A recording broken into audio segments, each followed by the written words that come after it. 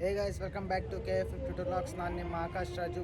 ಇವತ್ತೇನು ನೈಟಲ್ಲಿ ವಿಡಿಯೋ ಮಾಡ್ತಾ ಇದ್ದೇನೆ ಅಂತ ನಿಮಗೆಲ್ಲ ಆಶ್ಚರ್ಯ ಆಗಿರ್ಬೋದು. ಇವತ್ತು ನಮ್ಮೂರಿನ ಜಾತ್ರೆ ನೈಟ್ ವೈಬ್ಸ್ ಹೆಂಗಿರುತ್ತೆ ಅಂತ ತೋರಿಸ್ತೀನಿ. ಬಸವನಹಳ್ಳಿಯ ಜಾತ್ರೆ ಇವತ್ತು. ಎಲ್ಲರಿಗೂ ಆ ಥರದ ಸ್ವಾಗತ. 22 ಮತ್ತು 23ನೇ ತಾರೀಕು ನಡೆಯುವಂಥ ಜಾತ್ರೆ. 22ನೇ ತಾರೀಕು ರಾತ್ರಿ, ಇವಾಗ ಸಮಯ ಬಂದು 8:30. ಈ ಟೈಮಲ್ಲಿ ವಿಡಿಯೋ ಮಾಡ್ತಾಯಿದ್ದೀನಿ. ಇವತ್ತು ರಾತ್ರಿ ಏನೇನು ವೈಬ್ಸ್ ನಡೆಯುತ್ತೆ, ದೇವರದ್ದು ಏನೇನು ಇದೆ, ಪ್ರತಿಯೊಂದು ಪೂರಾ ಡೀಟೇಲ್ಸ್ ಆಗಿ ನಾನು ನಿಮಗೆ ತೋರಿಸ್ತೀನಿ.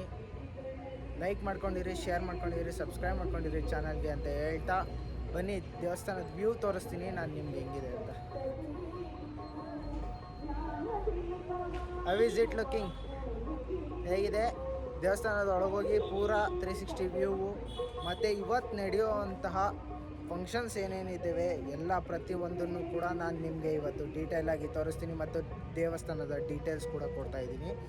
ಬೆಳಗಿನ ಜಾವದವರೆಗೂ ನಡೆಯುತ್ತೆ. ಬೆಳಗಿನ ಜಾವ 5 ಅಥವಾ 4:45 ಅಥವಾ 5:15 ಒಳಗೆ ಮಣೆವಾಗ್ತಾರೆ. ಅದು ಯಾವುದೇ ಕಾರಣಕ್ಕೂ ಮಿಸ್ ಮಾಡಬಾರ್ದು. ಪ್ರತಿ ವರ್ಷ ಅದು ನೋಡೋದನ್ನ. ಆ ಮಣೆವನ್ನ ನಾನು ನಿಮಗೆ ಲೈವಾಗಿ ಇನ್ಸ್ಟಾಗ್ರಾಮಲ್ಲಿ ಫಾಸ್ಟಾಗಿ ಅಪ್ಡೇಟ್ ಆಗಿರುತ್ತೆ. ಯೂಟ್ಯೂಬಲ್ಲಿ ನೆಕ್ಸ್ಟ್ ಬರುತ್ತೆ. ಅದಕ್ಕೆ ಇನ್ಸ್ಟಾಗ್ರಾಮಲ್ಲಿ ಫಾಲೋ ಮಾಡ್ಕೊಂಡಿರಿ. ಏನೇ ಪ್ರತಿಯೊಂದು ಅಪ್ಡೇಟ್ ಇದ್ದರೂ ನಾನು ಇನ್ಸ್ಟಾಗ್ರಾಮಲ್ಲಿ ಫಸ್ಟ್ ಕೊಡೋದು. ಅದಕ್ಕೆ make sure follow on Instagram ID DM ಅಲ್ಲಿ ಡಿಸ್ಕ್ರಿಪ್ಷನಲ್ಲಿ ಇರುತ್ತೆ. ಬನ್ನಿ, ಲೆಟ್ಸ್ ಗೋ ಸೀದಾ ಟೆಂಪಲ್. ಈ ಸೆಟ್ ಹಾಕಿರೋದು ಫುಲ್ಲು ರಾತ್ರಿ ಮದುವೆ ಮಾಡ್ಸೋಕ್ಕೋಸ್ಕರ ಈ ಪೂರಾ ಸೆಟ್ಗೆ ಹಾಕಿದ್ದಾರೆ. ಇದು ಫುಲ್ ಆಫ್ ಎ ಸೆಟ್ಟು. ಆ ಸೆಂಟ್ರಲ್ಲಿ ಏನು ನಿಮಗೆ ಇಲ್ಲಿ ನಾಗರಾವಿಂದ ಇದು ಕಾಣಿಸ್ತಾ ಇದೆ, ಸ್ಟೇಜ್ ಕಾಣ್ತಾ ಇದೆ. ಅಲ್ಲೇ ಶ್ರೀ ಲಕ್ಷ್ಮೀ ವೆಂಕಟೇಶ್ವರ ಸ್ವಾಮಿಯ ಮದುವೆ ಆಗಿ ಅಲ್ಲಿ ಕೂರಿಸುವಂಥದ್ದು. ಅದನ್ನು ನಾನು ನಿಮಗೆ ಕ್ಲಿಯರಾಗಿ ತೋರಿಸ್ತಾ ಇದ್ದೀನಿ. ಇವಾಗ ಬರೀ ಸೆಟ್ ಆಫೇ ತೋರಿಸ್ತಾ ಇದ್ದೀನಿ, ಅಷ್ಟೇ. ಸೆಟ್ ಮಾತ್ರ ತೋರಿಸ್ತಾ ಇದ್ದೀನಿ.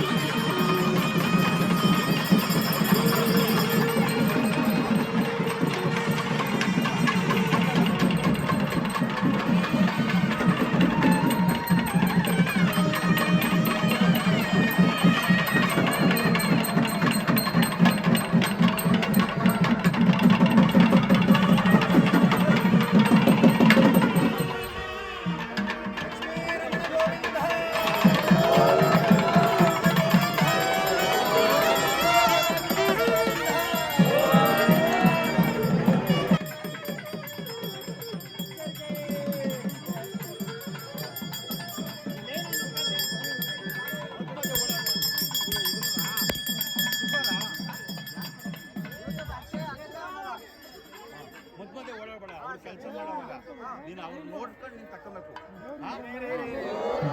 ದೇವರಾಜ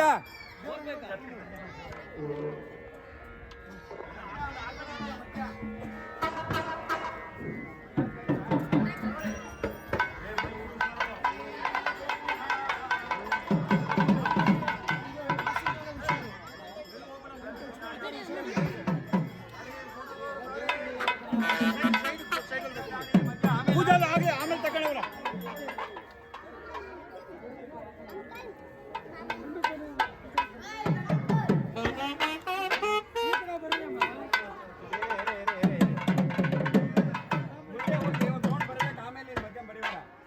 ಮುಂದೆ ಹೋಗಿ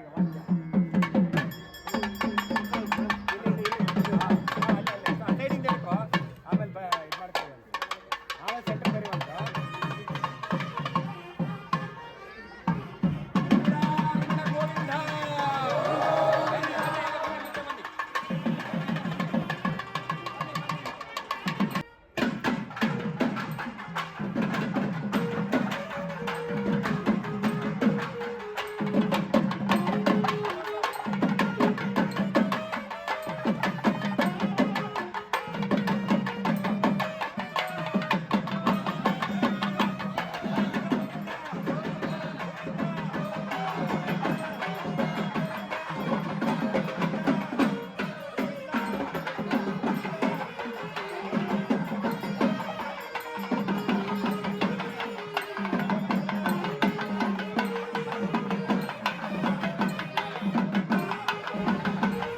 ಇಲ್ಲಿ ಇವಾಗ ಮದುವೆಯ ಮೊದಲನೇ ಹೆಜ್ಜೆ ಏನಿರುತ್ತೋ ಅದನ್ನು ಪ್ರಾರಂಭ ಮಾಡಿದ್ದಾರೆ. ಇವಾಗ ಗಂಡಿಗೆ ಹೆಣ್ಣು ತೋರಿಸುವಂಥದ್ದು ಅಥವಾ ಹೆಣ್ಣಿಗೆ ಗಂಡು ತೋರಿಸುವಂತಹ ಏನು ಕಾರ್ಯಕ್ರಮ ಇರುತ್ತೆ ಆ ಕಾರ್ಯಕ್ರಮವನ್ನು ಇಲ್ಲಿ ಮಾಡ್ತಾ ಇದ್ದಾರೆ. ಈಗಿನ ಭಾಷೆಯಲ್ಲಿ ಹೇಳ್ಬೇಕಂದ್ರೆ ಎಂಗೇಜ್ಮೆಂಟ್ ಅಂತ ಏನು ಹೇಳ್ತೀವಿ ನಾವು, ಮದುವೆಗಿಂತ ಮುಂಚೆ ಎಂಗೇಜ್ಮೆಂಟ್ ಅಂತ ಹೇಳ್ತೀವಲ್ಲ, ಎಂಗೇಜ್ಮೆಂಟ್ ಮಾಡ್ತಾ ಇದ್ದಾರೆ ಶ್ರೀ ಲಕ್ಷ್ಮೀ ವೆಂಕಟೇಶ್ವರ ಸ್ವಾಮಿಗೆ ಮತ್ತು ಪದ್ಮಾವತಿಯವರಿಗೆ ಅಥವಾ ಲಕ್ಷ್ಮೀ ದೇವಿಗೆ ಇಲ್ಲಿ ಎಂಗೇಜ್ಮೆಂಟ್ ನಡೀತಾ ಇದೆ. ಈಗಿನ ಹಾಡು ಭಾಷೆಯಲ್ಲಿ ಹೇಳಬೇಕಂದ್ರೆ ಅದ್ಭುತವಾದಂಥ ದೃಶ್ಯಗಳು ಇವೆಲ್ಲ. ಇಂಥವೆಲ್ಲ ವರ್ಷಕ್ಕೊಮ್ಮೆ ಮಾತ್ರ ನೋಡೋಕ್ಕಾಗೋದು. ಇದಕ್ಕೋಸ್ಕರ ನಾವು ಬಸವನಹಳ್ಳಿಯವರು ವರ್ಷ ಪೂರ್ತಿ ಕಾಯ್ತಾ ಇದ್ದೀವಿ ಇಂಥ ದೃಶ್ಯವನ್ನು ನೋಡೋಕ್ಕೆ. ಅದಕ್ಕೆ ಈ ದೃಶ್ಯವನ್ನು ನಿಮಗೂ ಕೂಡ ತೋರಿಸ್ತಾ ಇದ್ದೀನಿ ನಮ್ಮ ಚಾನಲಲ್ಲಿ.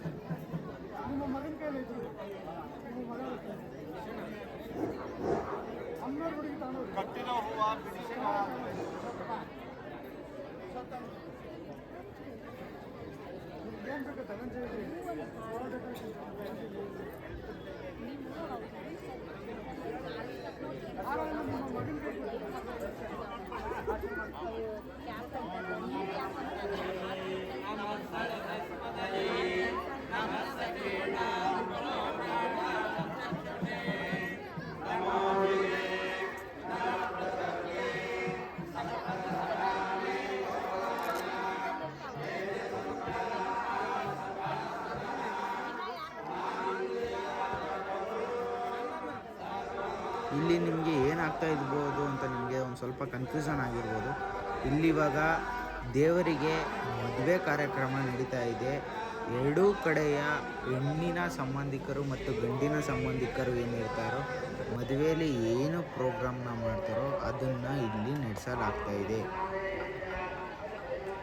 ಊರಿನ ಹಿರಿಯರಾದಂಥವರು ಅಥವಾ ಈ ಜಾತ್ರೆಯನ್ನು ಒಪ್ಪಿಸಿಕೊಂಡಿರುವವರು ಈ ಕಾರ್ಯಕ್ರಮವನ್ನು ಮಾಡುತ್ತಾರೆ. ಇಲ್ಲಿ ಮದುವೆ ನಡೀತಾ ಇದೆ. ಇವಾಗ ಇನ್ನೊಂದು ಸ್ವಲ್ಪ ಹೊತ್ತಲ್ಲಿ ಇಲ್ಲಿ ಮದುವೆ ಕಾರ್ಯಕ್ರಮ ನಡೀತಾ ಇದೆಯಲ್ಲ, ಇವಾಗ ಮದುವೆ ಎಲ್ಲ ಮುಗಿದ ಮೇಲೆ ನಿಮಗೆ ಇನ್ನೊಂದು ಸ್ಪೆಷಲ್ ದೇವರು ಬರ್ತಾರೆ. ಅದನ್ನು ಹಂಗೆ ಕಂಟಿನ್ಯೂಷನ್ ಪಾರ್ಟಲ್ಲಿ ನೋಡಿ. ಇನ್ನು ವಿಡಿಯೋ ಪೂರ್ತಿಯಾಗಿ ನೋಡಿ, ಕೊನೆವರೆಗೂ ನೋಡಿ. ಇಂಥ ಜಾತ್ರೆನ ಮಿಸ್ ಮಾಡ್ಕೊಬಾರ್ದು.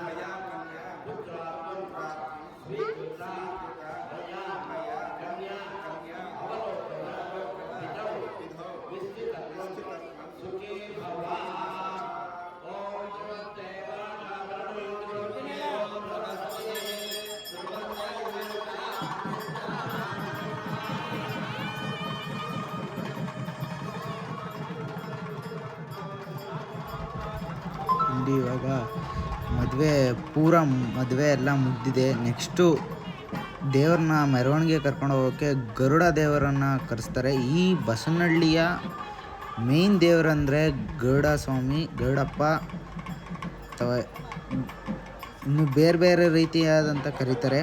ಆ ದೇವ್ರನ್ನ ಇವಾಗ ಕರೀತಾರೆ. ಒಂದು ಸ್ವಲ್ಪ ಹೊತ್ತಲ್ಲಿ ಕರೆದು 1 hour ಆದಮೇಲೆ ಪೂರಾ ಅದನ್ನು ಫುಲ್ಲು ರೆಡಿ ಮಾಡಿ, ಆಮೇಲೆ ಪೂರ ವಿಡಿಯೋ ಹಂಗೆ ಕಂಟಿನ್ಯೂ ನೋಡಿ, ಪೂರ್ತಿ ರೆಡಿ ಮಾಡಿ ದೇವ್ರನ್ನ ಸಕ್ಕತ್ತಾಗಿ ಅಲಂಕರಿಸಿ ಸಕ್ಕತ್ತಾಗಿ ಬಿಡ್ತಾರೆ. ನೋಡಿ, ಇಲ್ಲಿ ನೋಡ್ತಾ ಇದ್ದೀರಲ್ಲ ಇವಾಗ ನೀವು, ಇದು ಗರುಡ ಸ್ವಾಮಿ. ಇದನ್ನೇ ಇವಾಗ ಪೂಜೆ ಮಾಡಿ ಈ ದೇವರನ್ನೇ ಇವಾಗ ಬಸವನಹಳ್ಳಿಯ ಶ್ರೀ ಲಕ್ಷ್ಮೀ ವೆಂಕಟೇಶ್ವರ ಸ್ವಾಮಿಯನ್ನು ತನ್ನ ಬೆನ್ನಿನ ಮೇಲೆ ಕೂರಿಸಿಕೊಂಡು ಊರನ್ನು ತೋರಿಸಲು ಹೋಗುತ್ತೆ.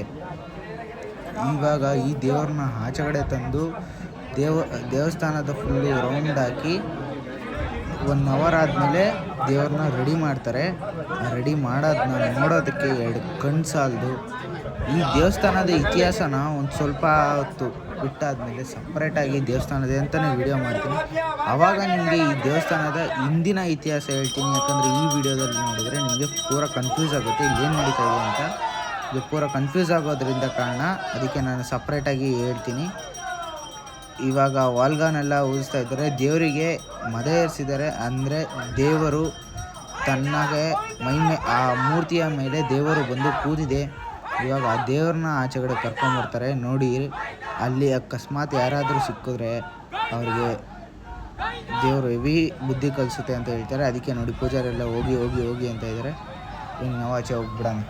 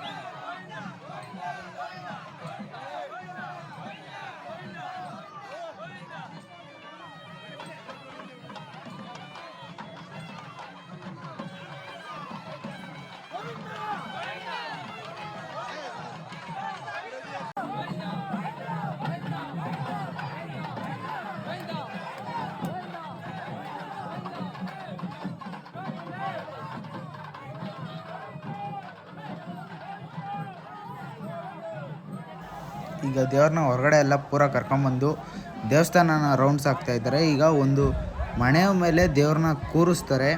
ಅದನ್ನು ಇನ್ನು ನೆಕ್ಸ್ಟ್ ಕ್ಲಿಪ್ಪಲ್ಲಿ ಹಾಕ್ತೀನಿ ನಿಮಗೆ. ಮಣೆಯ ಮೇಲೆ ಕೂರಿಸಿ ಆ ದೃಶ್ಯನ ನೋಡೋದಕ್ಕೆ ಎರಡು ಕಣ್ಣು ಮಾತ್ರ, ಯಾವುದೇ ಕಣ್ಣು ಸಾಲದು, ಎಷ್ಟು ಕಣ್ಣಿಲ್ದು ಸಾಲದು. ವರ್ಷಕ್ಕೊಮ್ಮೆ ಆಗುವಂಥ ಜಾತ್ರೆಯಲ್ಲಿ ಆ ದೃಶ್ಯನ ಬಿಟ್ಟರೆ ಮಿಸ್ ಮಾಡಿಕೊಂಡ್ರೆ ಅದಂಥ ದೊಡ್ಡ ಪಾಪ ಯಾವುದೂ ಇಲ್ಲ.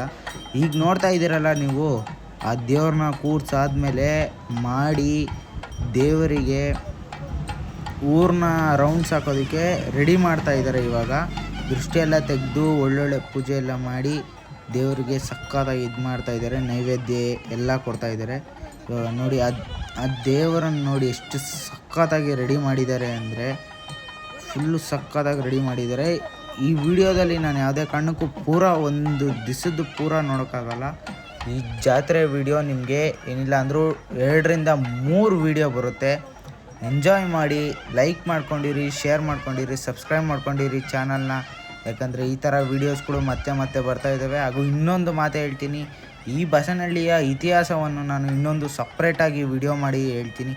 ಈ ವಿಡಿಯೋದಲ್ಲಿ ನಾನು ಅದನ್ನು ಹೇಳೋಕ್ಕಾಗಲ್ಲ, ಅದು ಚಿಕ್ಕ ಸ್ಟೋರಿ ಅಲ್ಲ, ತುಂಬ ದೊಡ್ಡ ಸ್ಟೋರಿ ಇದೆ. ಅದಕ್ಕೋಸ್ಕರ ನಾನು ಈ ವಿಡಿಯೋದಲ್ಲಿ ಏನೂ ಹೇಳಲ್ಲ. ಮಹಾಮಂಗಳಾರತಿ ನಡೀತಾ ಇದೆ ಇವಾಗ. ಈ ಮಂಗಳಾರತಿನ ವರ್ಷಕ್ಕೊಮ್ಮೆ ಮಾತ್ರ ನೋಡೋಕ್ಕಾಗೋದು.